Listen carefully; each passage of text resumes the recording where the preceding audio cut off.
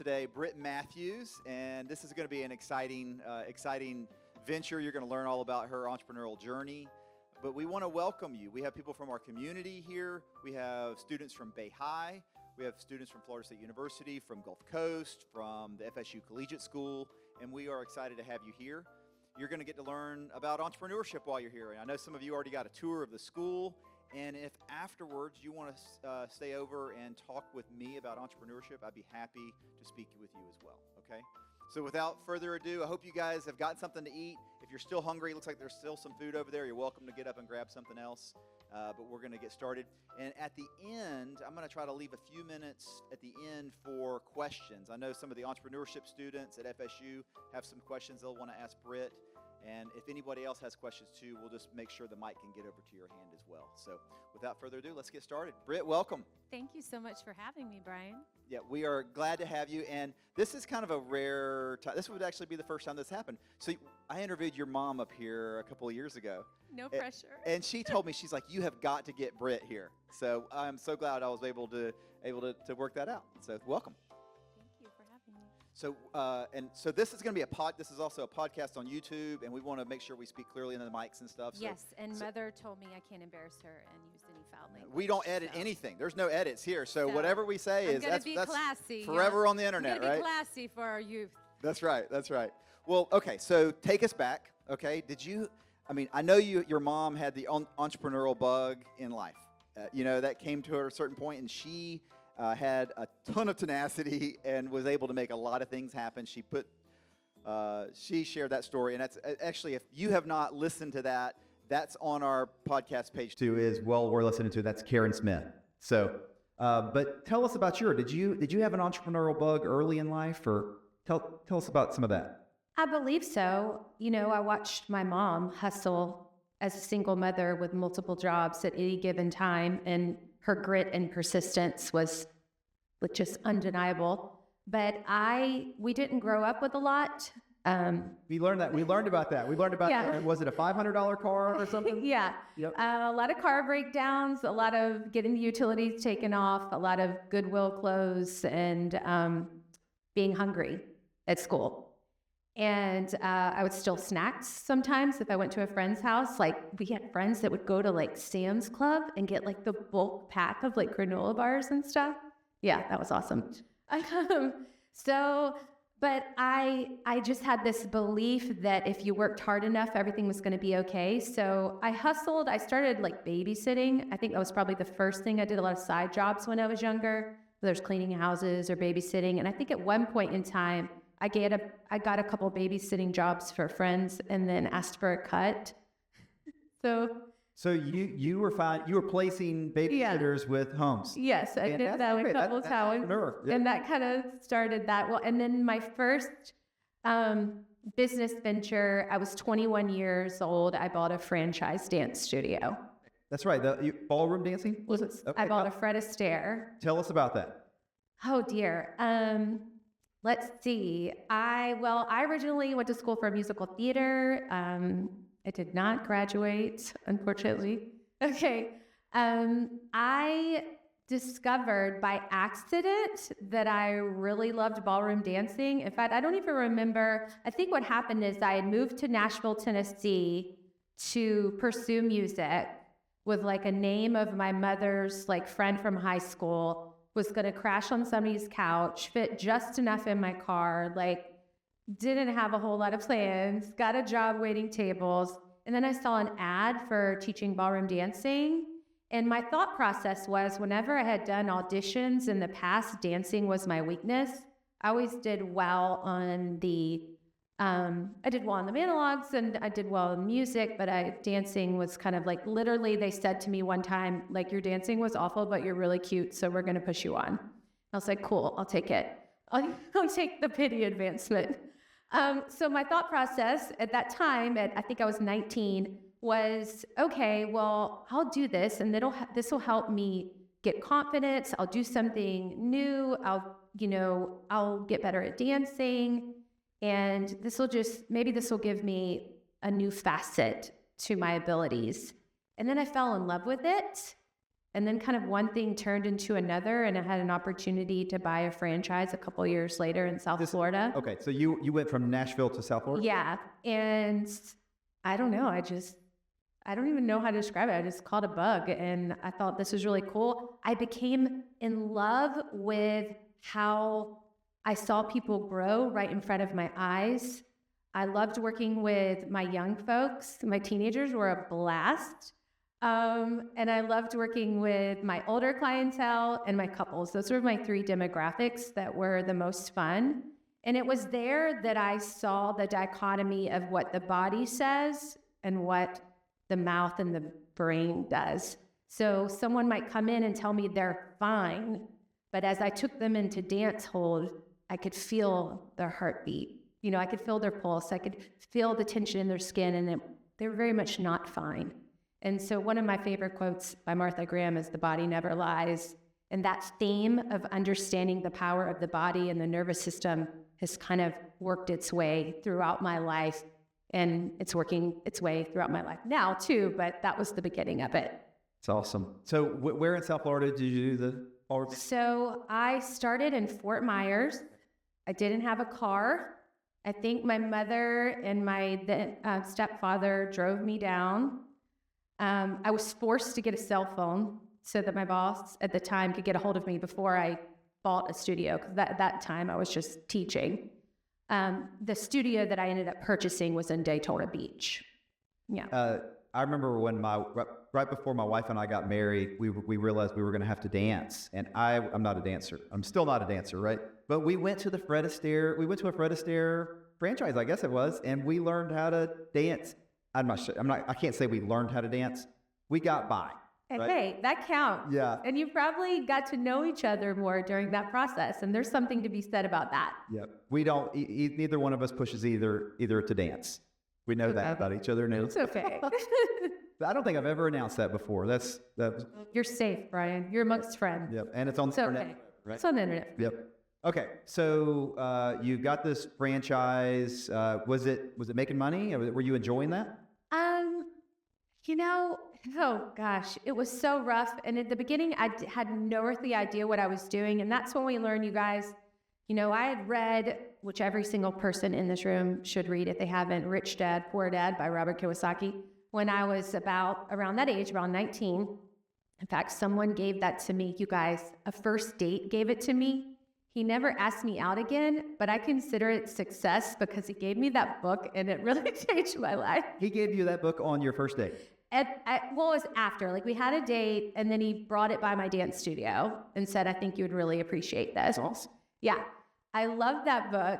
And it just, I just felt that it was all about mindset, right? And just because that I grew up in poverty, and that word is strong, but it's correct, and dysfunction, didn't mean that was where I was going to end up. And so that kind of belief of grit and persistence that my mother modeled for me just kind of kept me going. I survived on, 99-cent menu at Taco Bell, and also students, particularly the grandma types, would bring me food. So I was a broke dance students. Your dance students. Yeah. The grandmas would bring you some food. They would bring me food. I was so broke, but so happy because I was doing it on my own, and pinching pennies with other dance teachers that were my roommates, and trying to just figure out life and learning and having fun. And as I took on the studio, I really had no idea what I was doing, but I just told myself that I could just one day at a time. And where I went, I was going off on a tangent, but what I was trying to say about Rich Dad, Poor Dad is it kind of teaches you that there's a difference between a crafts person and a business person, right? There's a person that knows how to make the pie, and then there's the person that owns the pie shop, and then there's the person that invests in the pie shop, right? And so I learned that being a great dance teacher didn't necessarily translate to being a great business owner. And so when I went from dance teacher to dance teacher kind of manager to then dance studio owner, that was when it was like, oh my gosh, this whole having your own business thing is rough. It really forces you to figure out what you're made of. Yeah. What were some of the surprises? Well, let's see, hurricanes. Okay. But you can't just go somewhere and not worry about your store, right? Yeah, so I remember the first time having to like board up the windows of the studio because we were on A1A. I don't know, A1A. Yeah, you got it. Okay, older people. Okay. So we had to board up the windows. We had to close the studio for, then at that time also spring break was really crazy in Daytona. So we had to there was days we had to close because it was so insane. Those things I wasn't prepared for. I didn't have capital put aside for that. I was not prepared at all. I was just waiting it. You were thrown into this. Well, I mean, when I say you were thrown into it, nobody forced you to buy the studio, right? So, like, well, did you end up buying the studio? Was there somebody that owned it that was trying to lead the business? There was somebody that owned it that was trying to lead the business. And I should say that I wasn't alone in this. I was a co-owner with, at the time, my ex-husband. We had different skill sets and we worked pretty well together, kind of complementing each other with our skill sets. But he was definitely more the talent of the operation. He was a workhorse. He was would just teach lessons. Students loved him. He just was, I don't know, probably more charismatic than me. So you were having to do more of the business side? I was more of the business side, and I was more of the mama hen of the business. So how long did you do that? I did that off and on with different studios for about 10 years. Okay. Wow. That's a big chunk. Yeah. Yeah. And so I had a studio in New Jersey too. Okay. Tell us about that.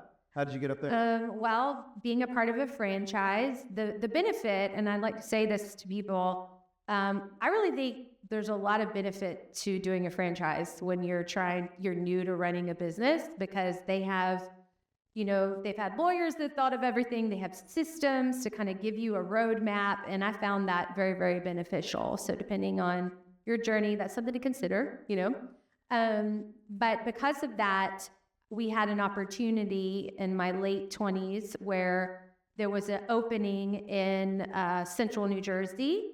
There was also an opening in New York and then in South Florida. I had a small child at the time, and I thought central New Jersey would be better for raising a family. So my husband at the time, we took that offer. The idea was we were going to go in the studio. We were going to help improve it and make some changes. The owner was retiring, and then we were going to purchase it from him. Lesson alert. This was all done on a handshake deal. So at that time, I was in Vegas under another dance contract where I had signed a 5-year contract to open up other schools. Not a handshake deal.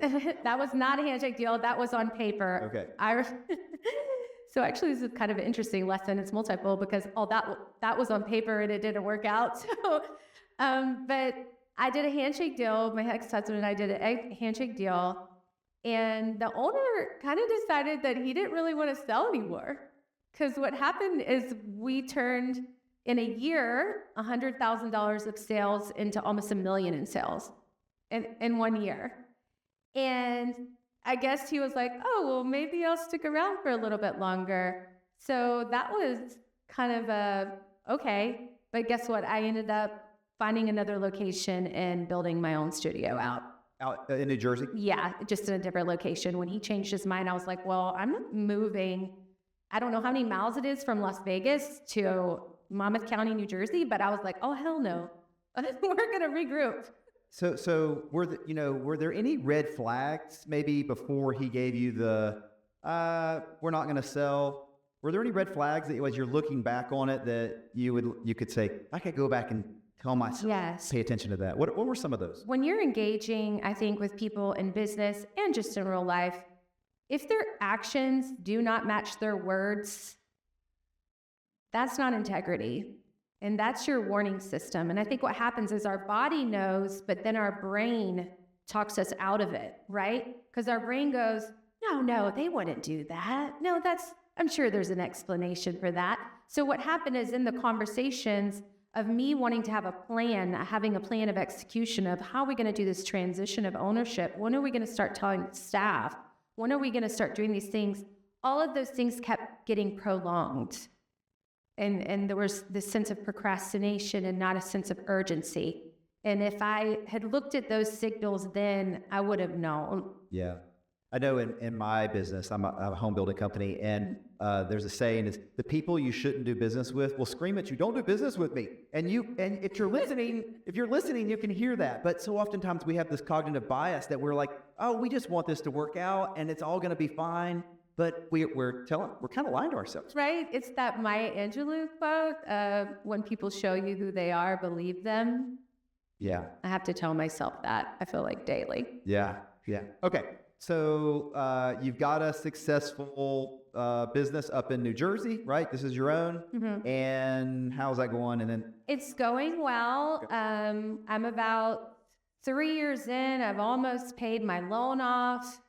I am in the black.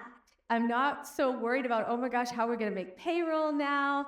I've got a good tax person. I've got a good front desk person. I've got some really great staff. Things are moving along. I've survived a few New Jersey winter storms of having to deal with all kinds of craziness. I'm feeling like, yeah, I got this. And then at 29 years old, I got diagnosed with cancer. And everything changed overnight. And it's kind of one of those things that it's one of those things where it's one of those things. Did we die? Hello? Can you hear me? All right. That's not a weird moment for the mic to break at all. Totally not awkward. So I had something that got misdiagnosed. It said on, some scans and stuff, it said on a doctor's desk for too long. So something that could have been not so big of a deal turned out to be kind of a big deal. And I didn't have any family. I was a single mom. My little boy was 5 years old. It ended up being a pretty scary time for me. I had just let my medical insurance lapse. So that meant negotiating with hospitals and radiologists and ENTs and anesthesiologists and everything that you can imagine. I will say this, young people, don't get scared by medical debt. Like, you can always negotiate.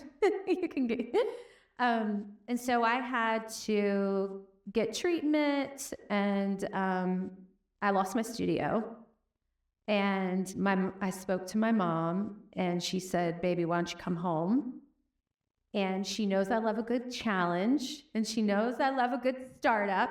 And she said, hey, we are expanding our real estate brand, and we're going over on 30A, Santa Rosa Beach. I found these amazing people we're going to be partners with, and why don't you help us open up this new office now that you know that you're good, and just take a year to have, you can come home, you can help us open up this new location, have a goal, and then just kind of regroup and then see what you want to do a year from then. So were you, by the time you came back to Florida, were you over cancer? Yeah. You were over the cancer. Okay. Yeah. And so that was now in the past. Did you have any experience in real estate at this time? So that's a very good question. In between dance studios, if we'll remember when the fabulous recession happened. I do. Okay. At the start of it, I was actually a real estate assistant. I had my license. I'd taken a break. I had gotten a divorce. I had to kind of regroup, like, do I want to stay in the dance business? Do I want to do something different? I got my real estate license, and at the time, my stepfather was in the business. I don't think my mom had her license yet. So I was an assistant for a broker in Walton County. He was also the fire commissioner, I think. And it started out kind of fun. But then the calls started coming of angry sellers of like, why aren't you selling our property? What is going on? Like the market. So what year did you start this? 2005. Okay. But then in like 2006, 2007-ish, it started getting real weird. Yep. And I was like, oh man, this is not stable. I'm going to go back to the dance business. Which is kind of funny if you think about it, because, you know, there's that like starving artist trope. Yeah. But the dance business was more stable than real estate at that time. And I was like, see ya. I'm going back to dance. Yep. Yeah. So that interesting time to get started in it, right? And get your feet wet. So, okay. So take us into that. Was that 100% of your time focusing on the real estate business? I think at that time I was working for him at the day. And then I think because I just missed it, I think at the time I was teaching some classes for my friend Brian Price, who had owned the Fred Astaire in Panama City at the time. Okay. I think I just missed it. And was like, you just enjoyed I was like, oh, I'll teach a few classes and I'm just dabbling. And I ultimately ended up stopping that and I told myself that I needed to be responsible and that real estate was more sensible and blah, blah, blah, blah. And then I ended up quitting it and go back to dance anyway. So tell us I know a little bit about how your mom navigated through the Great Recession, but tell us a little bit how that affected you. Well, for me, it was really more watching my parents, because I saw my mom start over at 50 years old. And in a lot of ways, watching my mother has been the blueprint for I can do it too. And when you have such an amazing just example, mm-hmm. It teaches you that like if they can do it, I can do it too. And so I thought my life was going to go a certain way. I thought I was going to continue in the dance business. In the back of my mind, I knew I wanted to do more music. I knew I wanted to do more writing, but I thought I was going to grow this dance studio, and then I was going to do these other things. And then one instant, everything changed. But seeing my mom and seeing how she pivoted so quickly and seeing how she was like, okay, well, I'm just going to start over at 50 years old and I'm going to do this company and I'm going to go from a couple agents in my condo bedroom to over 100. Oh, and then I'm going to start another company. I was like, well, hot damn, if she can do it, so can I. That's right. And I bet if we were to go rewind the tape, we'd probably hear your mom say something like, one of the reasons I did it was I wanted to show my daughter that she could do it, you know? And that's one of the reasons that parents do that. I can say that about my own life. I can say that there are times when I am pushed to do the hard thing because I know I have a 12-year-old little girl watching me. Yeah. Yep, they are very much watching. Mm-hmm. So you went through, you overcame cancer, you went through the Great Recession, two things that take out a lot of people, right? And now, when did you stay kind of just with the Beachy Beach real estate portion all the way through the Great Recession, or when did you start up some of the other activities? To go back to Beachy Beach, it was I would gotten my okay, you're good, you're cancer-free in the beginning of 2012. Okay. I think, is when I moved back to Florida, reinitiated my real estate license. And mom basically was like, okay, I need you to learn how to do this and this and this. And I just kind of became a pitch hitter and just did whatever she needed kind of thing. Tell us about some of those things. I know you got into long-term rentals and other activities. That was many years later. Okay. But, at the beginning, we didn't have a marketing department. We didn't have anything. So mom was kind of doing everything. And then when I got there, she was like, okay, you're good at this. I need you to go to events and be a spokesperson. I need you to learn how to use WordPress. I need you to learn how to blog. We're doing these YouTube videos. Come do these YouTube videos with me. She just kind of come on, you can do it. And the sneaky thing about my mother is she never lets you think you can't. She kind of just assumes you can. And it's like, come on, you got this. It's easy. And so you just do what she says because she's so enthusiastic about it. That is so true. That is knowing your mom. That is so true. Doing everything and doing a lot of marketing, doing some sales. And then during that time, I actually met through an internship from FSU, met a girl that was going to FSU. And we formed our own little like side hustle of like a marketing and PR company where we took on Beachy Beach as a client and then a few other local businesses as a client. You realize that you had the skill now. Yeah. And that you could offer it to other people because they needed that. They needed help too. Well, what would you tell the students that are here? Let's just pause for 1 second and land on this for a second. What would you tell some of the students here? What are some of the skill sets that you should get right now? Like, what are some of the things that they should learn how to do because it's later going to help them down the road, regardless of what they decide to do? Well, I would say the focus on your soft skill. Okay. The knowing how isn't as important as the why.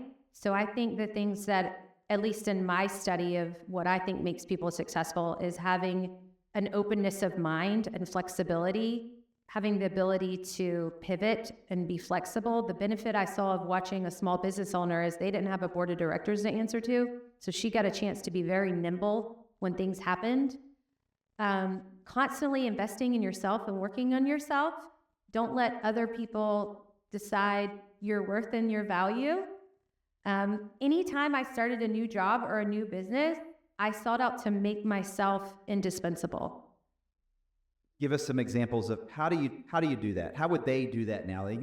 Some of them have jobs, maybe they're waiting tables, or maybe they're working as an intern for a company. Like, how do you make yourself indispensable? There are no small things. Okay.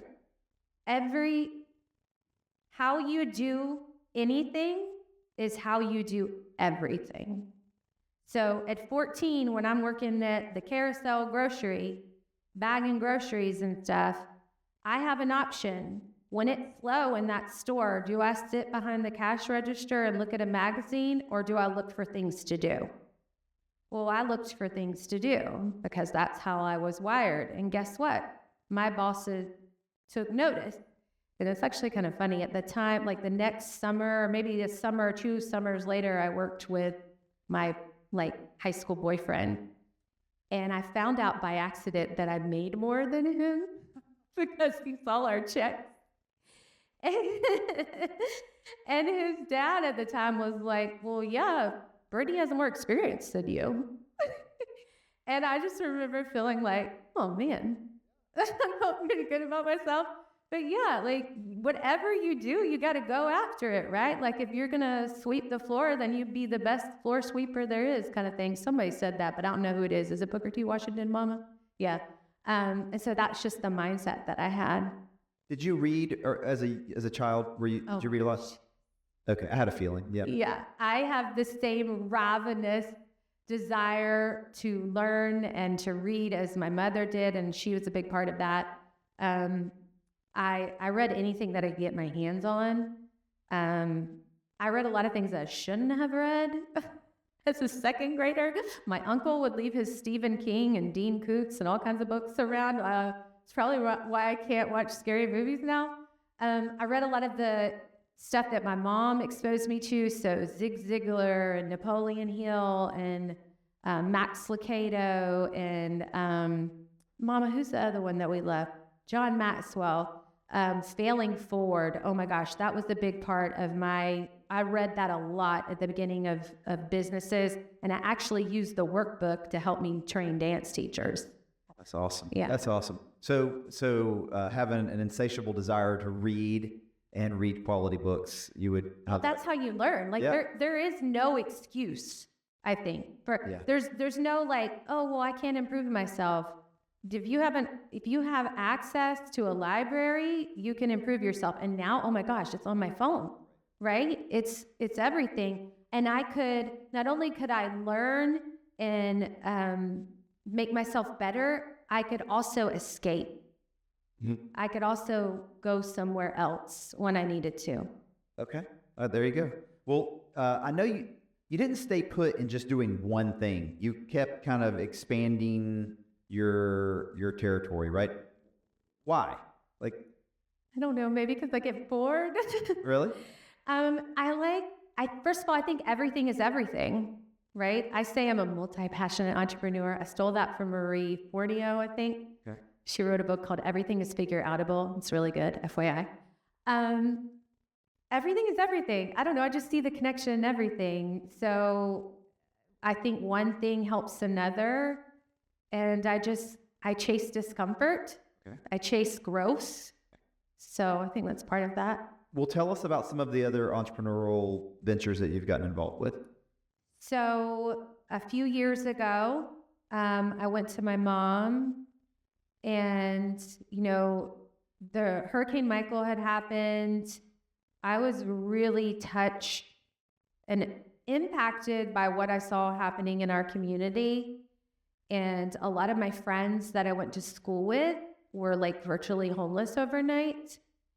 And at the time at Beachy Beach, there was a rental component, but I wasn't so much involved in that. But I threw myself in and said, hey, how can I help? And I just remember just a couple months after the storm, we were getting on the phones going, hey, I know you have a beach house on Jones Street. We have like a nurse and she has 3 kids and she doesn't have a house anymore. Would you consider renting it out to her? Okay, cool, thanks, bye. I'll call you back in 5 minutes with her info.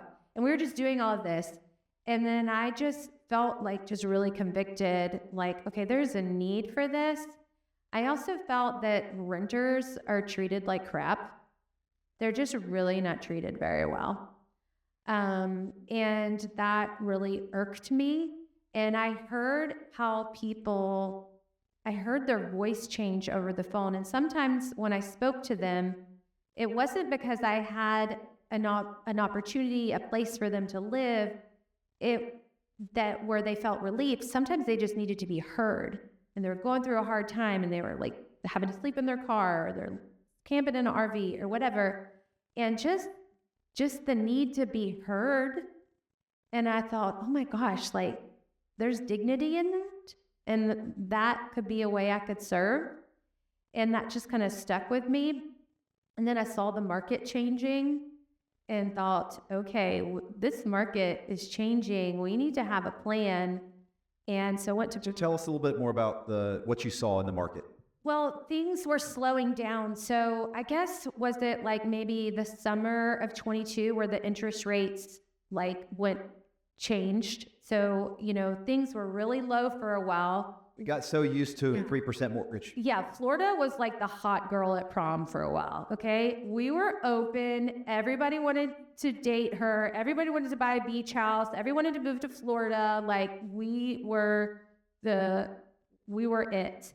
And then as the interest rates went up, things kind of, I saw it especially in my personal business, because I had a lot of people that bought vacation rental homes and depended on that low interest rate in order to make a profit and in order to advance their portfolio in a certain strategic way.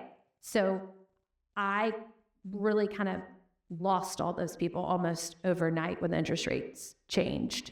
And I thought, okay, people are going to need to rent their home out because they're not going to be able to sell it like they were selling it. So my only regret with the rental company is that we didn't open it sooner. All right.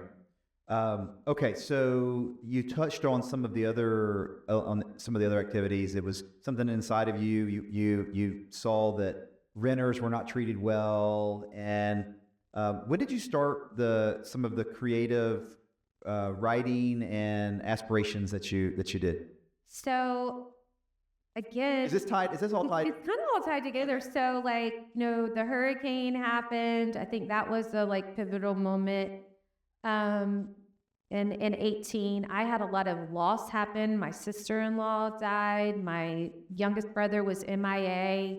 My sweet, precious stepfather, my mother's ex-husband, husband, I should say, ex-husband, he passed away. Then COVID happened. During COVID, I had to stay at home with my little girl and homeschool her, which 10 out of 10 do not recommend. While trying to run a business. Okay, that was the problem.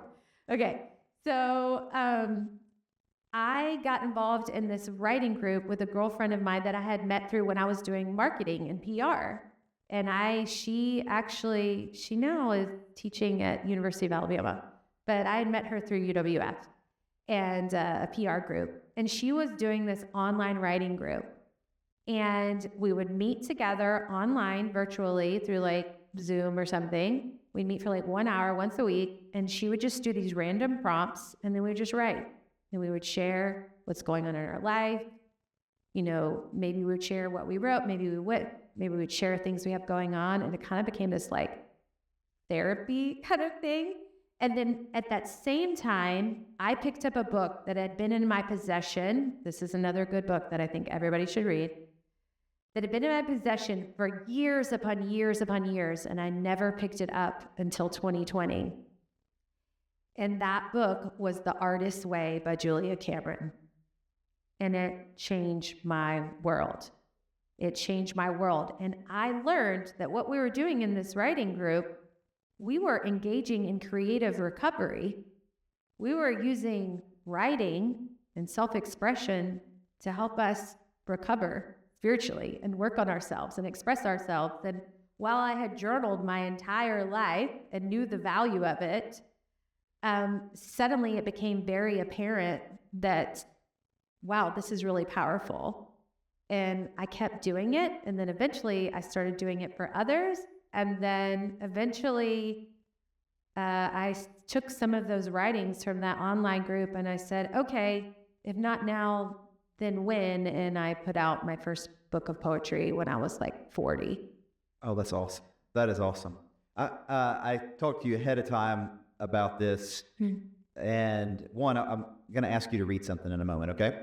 But two, I know that mental health is something that's important to you. And would you mind just kind of telling us a little bit about your view on that and why you see it as so important and as particularly for young people now? Well, without going into a synopsis of the book, The Anxious Generation, and various other books, and, there's a lot of neurologists and like Daniel Amen that will talk about the effect of social media and all that kind of stuff on your brain. Without that, when I was young, that was the time that I struggled the most. And I dealt with a lot of issues. And I was actually thinking about this morning, and I was hospitalized from the age, I guess, was I about 16? From 16 to 19, 5 times in the mental health hospital. And depression, anxiety, various other things. I was pumped on all sorts of drugs, which some were helpful, some were not. I was misdiagnosed. And the reason why I say this is I didn't get a proper diagnosis until I was in my early 30s, which happens to a lot of young women, especially those of us that are neurodivergent. And I learned that you have to be your own advocate in mental health. You know what you need. And so no matter whether it's whatever voice of authority is in front of you, there's a little voice inside you that is talking to you, and you need to listen to it. And I wish I had listened to mine sooner, but eventually I did. But I think that there are so many people struggling right now, and that it's so important that we take care of ourselves and we take care of one another. And whatever that looks like for you, I strongly believe in professional help and guidance. You know, I go to therapy still. Having a support group, either formal or informal, with whatever the thing is that you struggle with. Sometimes that could just be getting together and talking to a group of friends that you trust, or talking to people from church or wherever you volunteer, or whatever that thing is. For me, my mental health playbook is having consistent self-care morning time where I'm still and I slow down and I pray and think and journal. Moving my body. Your body is meant to move. We are not meant to be stagnant. And then the third important thing is making sure that I have some sort of creative outlet. I believe that we're all artists and we're all meant to be makers.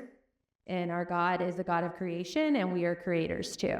So those are the three things that keep me mentally sane. I also learned that you don't have to pathologize everything.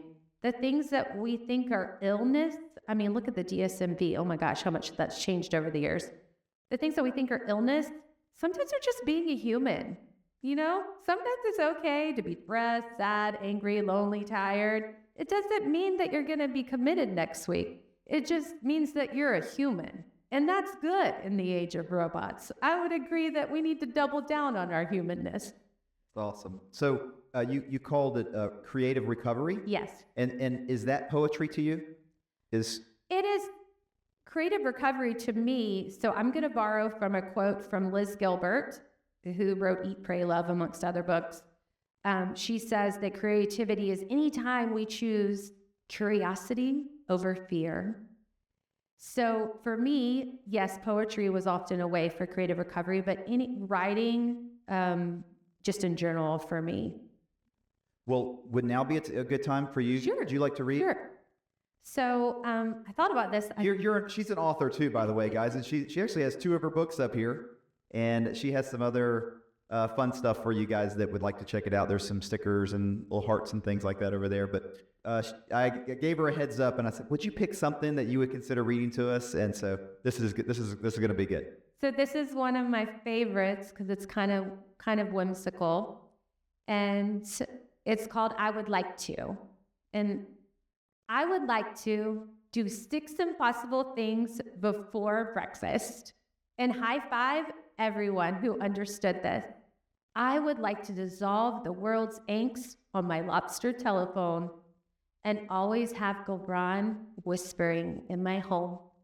I would like to have pet dragonflies that sing my favorite songs and be in love with my thighs and at peace with my wrongs. I would like to love and love and love and love until my heart can't anymore, and always tell the hurting my office has an open door. I would like to help others find their highest selves, but I know I must tackle me first and silence the voice that negotiates my worth. I would like to be the person my soul deserves. Oh, that was awesome. Right. That was so good. Thank you so much for doing that. So I have never written poetry that I'm actually aware of. Maybe I wrote a couple sentences. But that would be fun. That's a band name, Accidental Poetry. Yeah. Actually, ChatGPT helped me write a couple poems to my wife. Okay. That's it. I won't tell anyone. So, but what, tell me about what inspired, how did you sit down to write that? And why did you feel the need to write that? Okay. Oh my gosh. There's a book called Letters to a Young Poet. And it's a German writer writing to his mentee. And he's basically saying, don't ask me for, whether something's good enough. Ask yourself, must you write? And for me, it's it's a compulsion. I don't know. It's I have to do it. I feel this need to self-express. And I feel that when I'm in expression, I'm in communion with my creator. It's a spiritual thing for me. So sometimes it's cerebral. Sometimes it's oh, I want to explore that thought path. I think this is an interesting idea that I'm curious about. And I want to but more times than not, I'm writing and then I look at it and I'm oh, that's how I feel about it. Right? Or I am sometimes I kind of feel I'm a vessel. And that may sound kind of woo-woo to people, and that's okay. But it happens both ways. Sometimes it's cerebral and I'm actually intentionally crafting things. And sometimes it's just this is what came out. I don't know if that answered the question. How long would it have taken you to write something like that? Is that a week or a day? Or? Oh, so I am somewhat disciplined there's a concept called morning pages, which Julia Cameron outlines in her book, The Artist's Way. I try to write every day. And sometimes that looks in the morning when I'm journaling, I have a line that I just think about or a couple lines and I might hit it later. Sometimes that looks like I thought of something and I'm driving and I tell my voice memo or put it in my phone. But sometimes you sit down and you write a song or you write a poem in like one shot. But then sometimes you have just a hook or you just have a few lines and you go back to it. What I'm telling, I have a reframe now in my brain that I didn't used to have as a young person. As a young person, I put so much stress on myself to get everything perfect. And now I'm recognizing there's art and beauty in just the act of expression, that there's value in that, whether we attach any kind of commercial component to that or someone else saying it's good. This is a great example. Forgive me, I'm going to go on a tangent. Okay. How many of you have gotten the question like, well, what do you do for like fun? Or what do you do to like for stress? Like people have asked you that, right? And if you say something like, well, I go on walks. Okay, they're like, oh, okay, you go on walks. And then if you say something like, oh, well, I like to draw or paint, what do they ask you after you say something like, oh, I like to draw or I like to paint? What do you draw? Yeah, they ask that. And then they often ask, are you any good? Are you any good? No one's ever asked me if I was good at drawing. I don't know. Yeah. So I guess what I'm saying is like, I think there's value in those artistic pursuits and the writing pursuits without attaching yourself to any kind of outcome. So that gives you the freedom to go, you know what? I thought of this cool line and I don't have to do anything with it right now. It could just go in my phone and maybe I'll play with it later. Yes. So that was awesome. I understand that you help people do that also, right? I do. So tell us about that. Okay, so... And how did you go from you're doing it yourself to I think I can help others do this too? Oh my goodness. So first of all, I have a teacher like side to me and I will always have that part of me. It's probably a little bit genetic from my mother who... I get excited about things that touch me and I want to share it with others. So that's already a natural thing, right?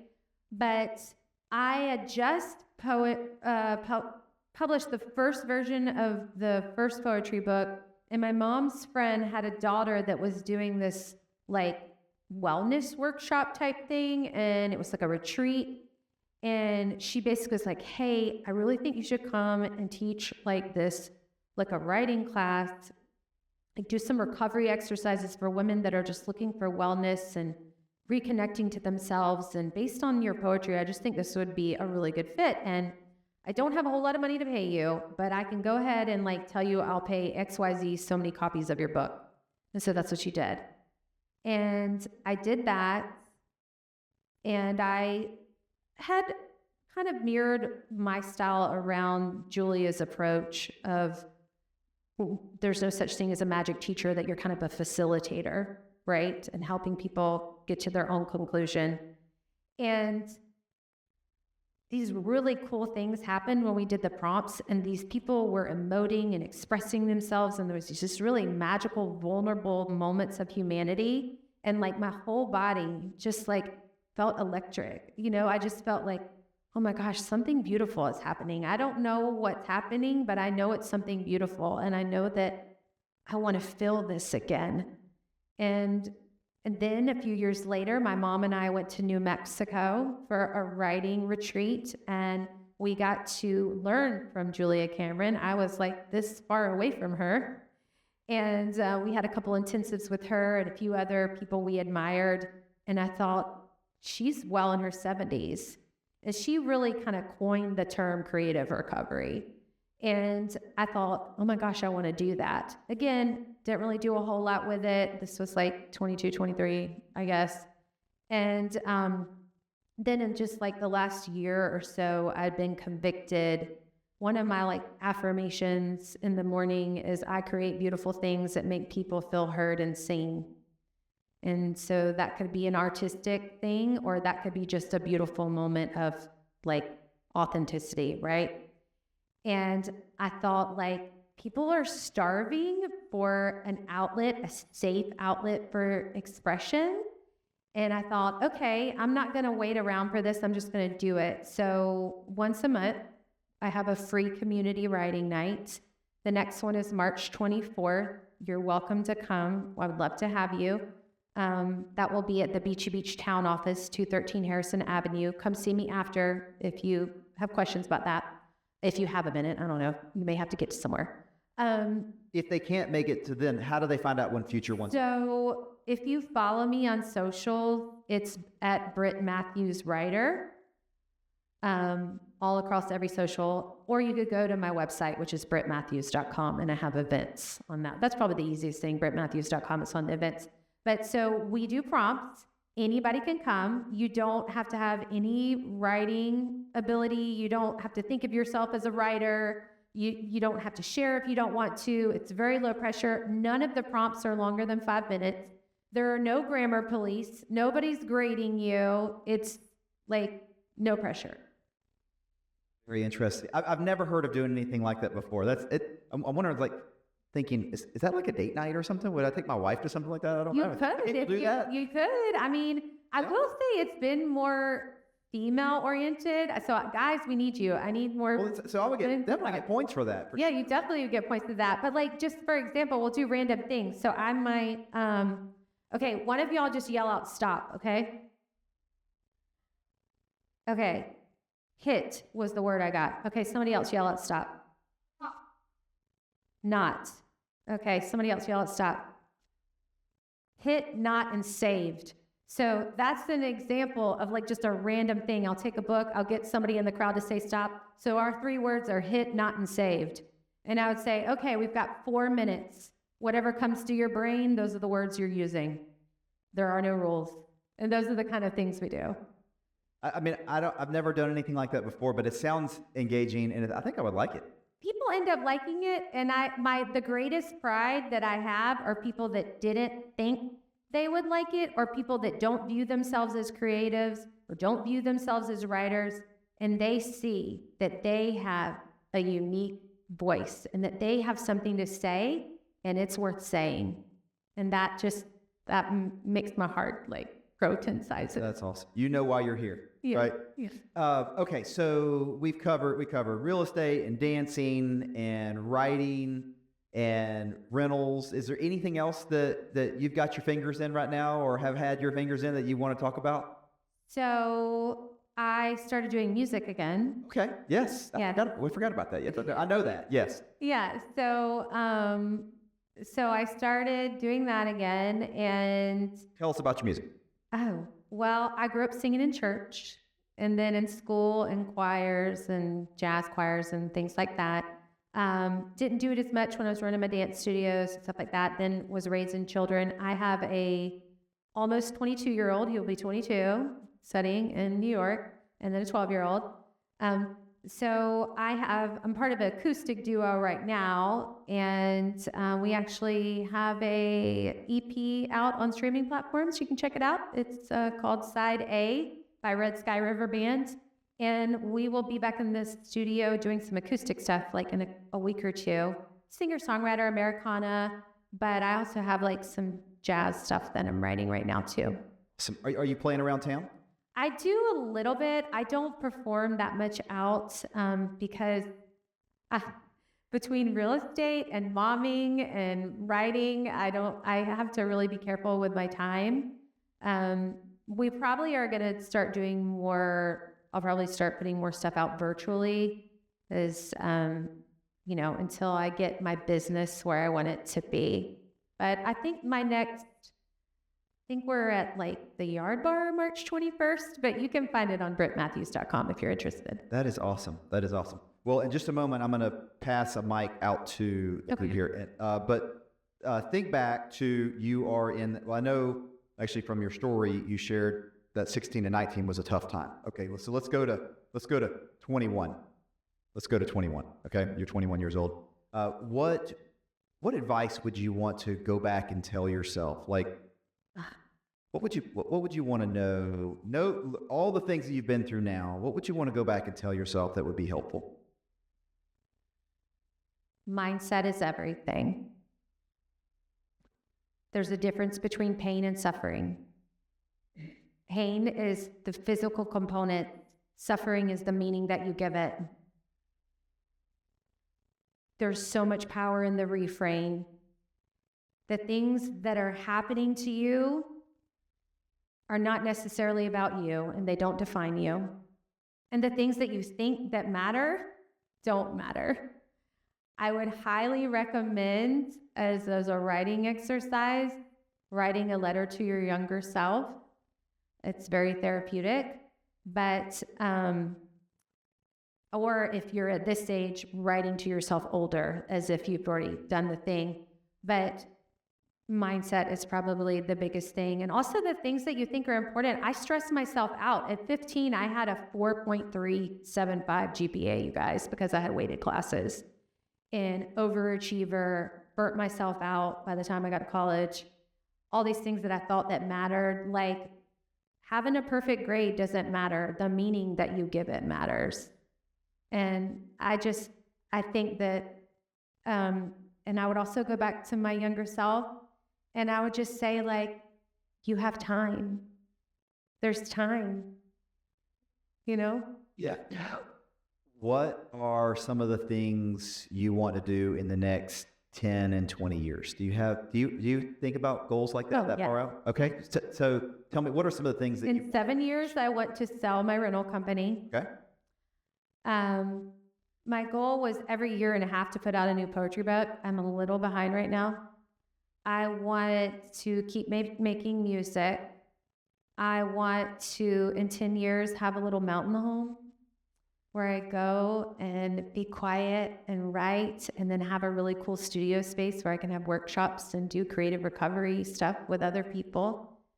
And yeah, there's a lot of things I want to do. I love it. Okay, let's transition now. All right. That's a good transition point. I know we have a mic over here. Okay, right, we can start right down here. There we go. We can use my mic. How about that?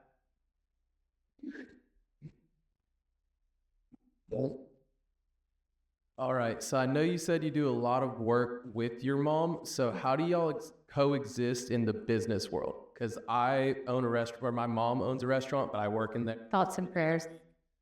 Yeah. So how do you guys coexist in the business world? Okay, how do I coexist in the business world with my mother? Oh God, my mother's right here.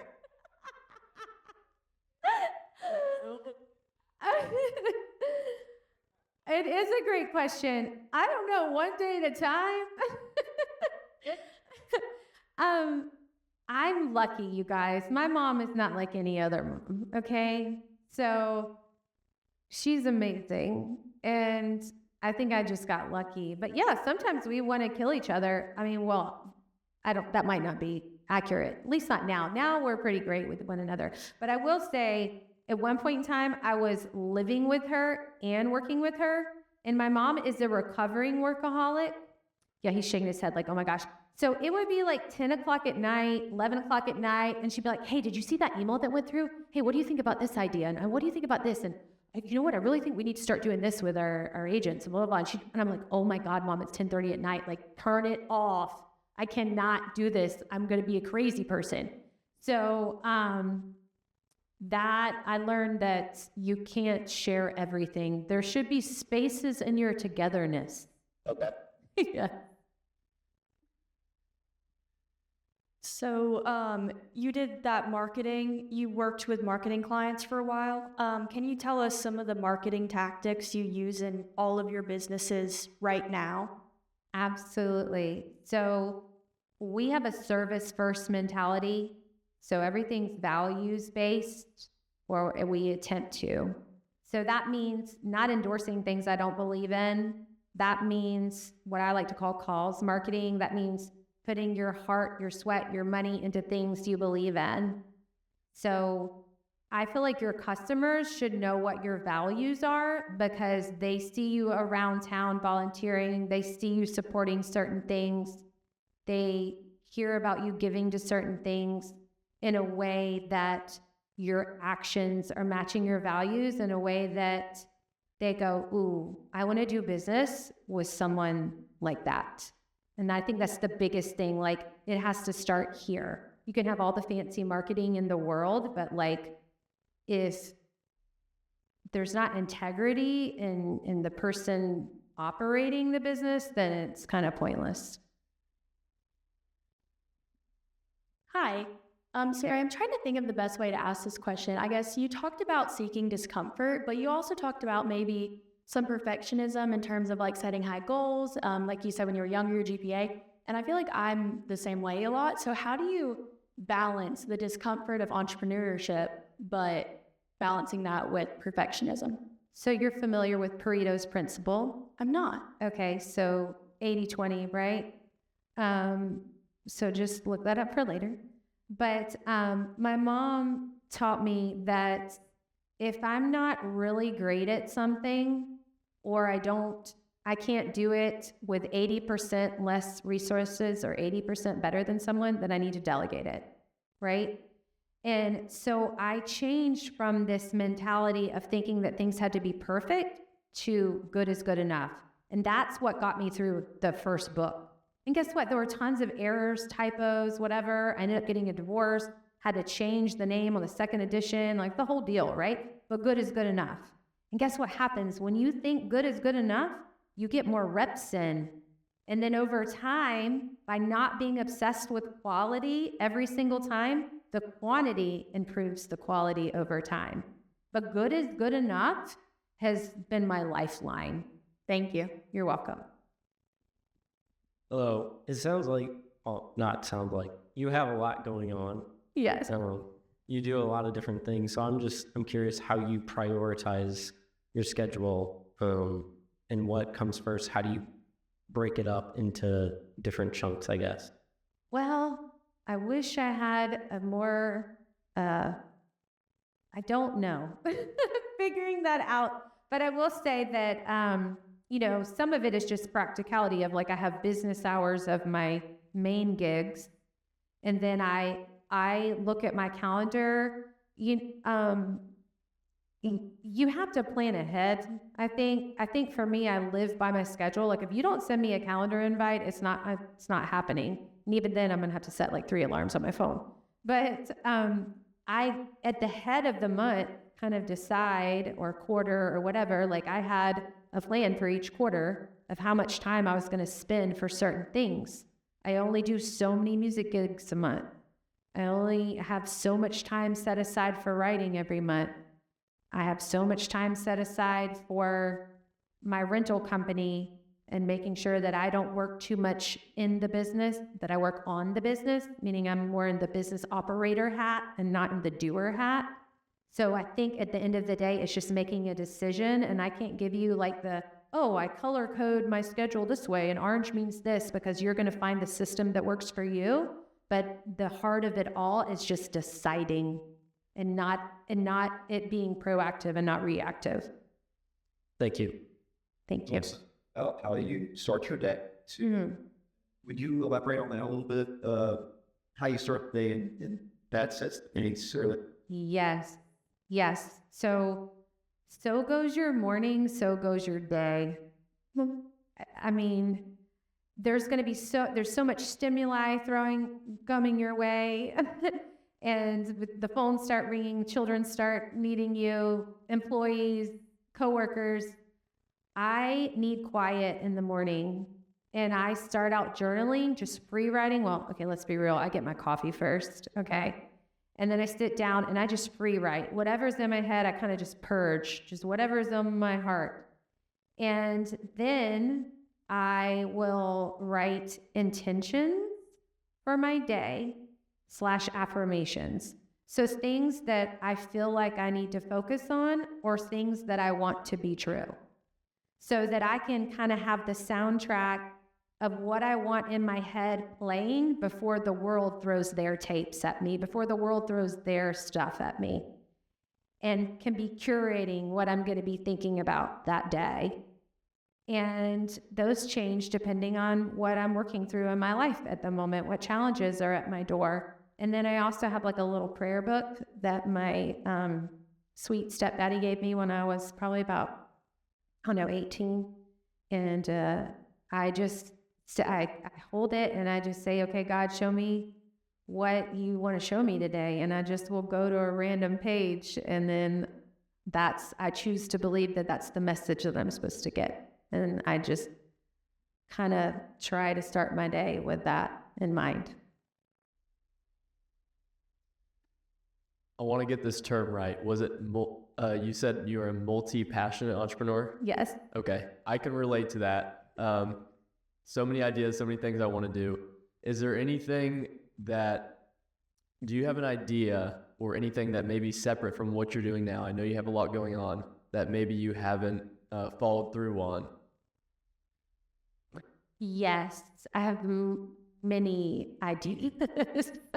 But because I know I have a tendency to get scattered, I'm just trying to stay the course right now. And because everything works if you work it. You just got to chip away, right? And ironically, the thing that taught me that were really long workouts, right? Like when you have really high reps, you go, okay, well, if I just do 2 or 3 at a time, I can make it through. I don't know if that's the answer that you were looking for. I like that. Thank you. Okay. I want to ask you about your franchise experience and like how you think the importance is between the franchisee and the franchisor, like that relationship. It is everything. I've experienced it. I was in a national franchise and the regional, so we had a home office, right? And then we had regional offices. And so I had who you choose to be your mentor is, well, it's a game changer, right? Who you choose to follow is, I can't think of anything more important than that. The person that I followed that did not have my best interests in mind, I ended up paying for it. Are there any other questions? You know, just let's get the mic over, please. Thank you. Shout out to Tony. Lauren, I just want to say thank you for Oh, thank you. where is a good place to find a mentor if you don't already have a mentor? That is a good question. I think it might depend on what you're looking for mentorship in, right? Do you mind me asking what field or industry or area? Sure. So I have a business where I grow and sell bonsai trees and plants. Oh, how cool. So the growing and designing all that stuff, I mean, I watch YouTube videos and that's kind of where I get my mentorship for that. Mm-hmm. But the business aspect of it, I have no real good leadership on that. Mm-hmm. So, I mean, I can grow a really good bonsai tree, but it Mm-hmm. sits in my garden. Mm-hmm. You know, I go to some farmers markets and stuff like that, but I mean, that's on my own. I have to find those, or my lady friend here now helps me Right. find them. I Just where would So more on the business side of things? Well, Brian might have some ideas on that. I know the colleges have a lot of great resources. For me, for us, when we were starting our businesses, we got really involved in our local chamber of commerce and looked for ways to serve and be on part of committees and connect with other small business owners so that we could share stories with one another. And I think some of those mentorships kind of just happen naturally because you're putting yourself around other people that are doing what you're doing. Did you have anything on that? Go to the types of places not the person you're looking for goes to, right? So like what Britt was saying, we host a first Friday here at the chamber, first Friday of every month. It is room here. That'd be good to get involved in the chamber. Also, maybe in our community, there's not another, bonsai trees, grower or seller that would be a good fit, but find some other parallel industry. Find another industry that is somebody that's in they're making something, or growing something and selling something, and go talk to them. I mean, people love to talk about the things that they're good at, things they enjoy. And so just find yourself striking up conversations with people. You're going to learn who is generous with their time pretty quickly. You also, you alluded to, you have mentors online. And I would highly encourage we have mentors that have long since passed away by reading their books. Amen. So I would encourage you, read, find not on social media, but find people that have quality things online. LinkedIn Learning, that cuts out a lot of the garbage on social media. They go on LinkedIn's page, go to the learning section, and there's real quality resources out there. Podcast. Yeah, podcasts. I love me a good podcast. Well, there's a ton of podcasts. It doesn't need to be specific on something, right? It needs to be somebody that is growing something or making something. They're trying to figure out how to get their money out. So really, it's like one more thing. It's really about solving someone else's problem. What's the problem that your bonsai tree solves, right? It is a problem for someone, otherwise someone wouldn't buy it. And so you can dig down and figure out what that problem is, and then you can articulate, hey, I have a solution to that problem that you can have. You're going to have people coming. Okay. Thank you. Thanks for the assist on that. So, any other questions? Go on. Another question, Lane. So my question is, have you ever fallen into a slump or like get unmotivated, and how do you get out? Oh, girl, yes. Sometimes in the course of one day. So Monday, I had my first panic attack in a really long time. In years past, I might go, oh my gosh, I'm the worst. I can't believe this is happening. I thought it was better. What's wrong with me? But now I go, oh man, I must be doing some cool stuff. Okay. So I reframe it. I think when I get to those low moments, I look at that as a signal that I need to regroup, that my body is giving me information and data, and I need to pay attention. And normally it means I need to slow down and I need to double down on my self-care, because maybe you don't have motivation because your body is telling you to slow the heck down. Maybe your body is telling you that you need rest. And also, like, I'm not going to make big changes on a temporary feeling. So and so for me, especially when my depression was really, really bad, I was having a lot of suicidal ideations and just really not in a good place mentally. I would just tell myself, okay, I feel this way right now, but I'm curious if I move my body, eat some food, get enough of some sleep, I wonder how I'll feel tomorrow. So I constantly was like, I'm not going to let a temporary feeling, it cause me to make a permanent decision. Thank you. Don't know if that helps. The other? Yes, we have one over here on the other side. Love you, thank you so much. You're doing great. Some would say you are the best. So, my question is, like, when you were younger and you said that you used to be interested in musical theater, what piqued your interest in it? And then now that you're older and you're more like successful, would you like ever think back about it, or if you had any like free time, would you ever consider doing it? So that is a great question. So I saw when we had the Marina Civic Center, I had a friend from church. His parents or grandparents had tickets to all the shows. And they used to have like traveling shows come through, like off-Broadway stuff. And a chorus line came through.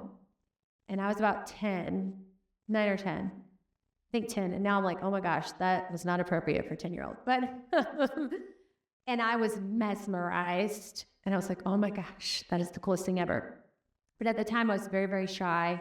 I know you wouldn't think it now, but you guys, I could not make eye contact with people. I was like, I stuttered. It was terrible. It was uncomfortable for everyone. Now I dream about I'm not going to say maybe, I would love to write a musical. I dream about the writing aspect of it. I have this idea for Codependency, the musical. And so that part would be cool. I have learned through getting to know myself more and through my own nervous system that I'm not the kind of person that can take the stimulation of performances over and over and over again. It's too much for me. I don't know if that helps. Yes, thank you. You're welcome.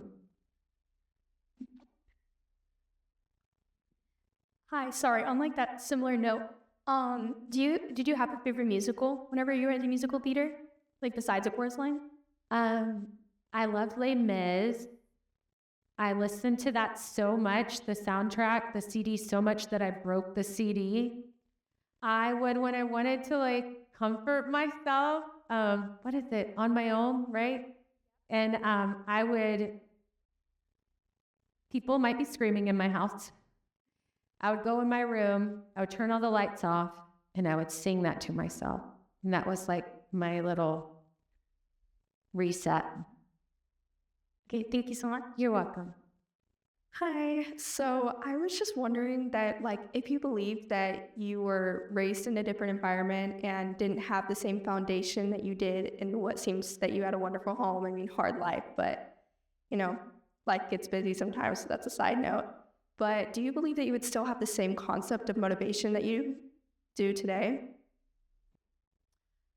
Do you mind asking that again? So you said that your mom truly influenced your life and like really gave you that concept of motivation and work ethic. Do you believe that you would still have that motivation if you were placed in a different household? Like if God put you somewhere else? I don't know. I don't know, and I don't know if we get to know. But I will say that nature and nurture are pretty powerful. I didn't meet my biological father till I was 30 years old. And we talked the same. We acted the same. We used our hands the same. It would use the same kind of diction. It was bananas. So I don't know. Maybe I'll ask God that when I see him. I wish I had a better answer for that. Thank you. Thank you. Maybe Maybe you got me thinking. Thank you. question. All right. Well, let's give a round of applause to Britt Matthews. If that was nice. Thank you. And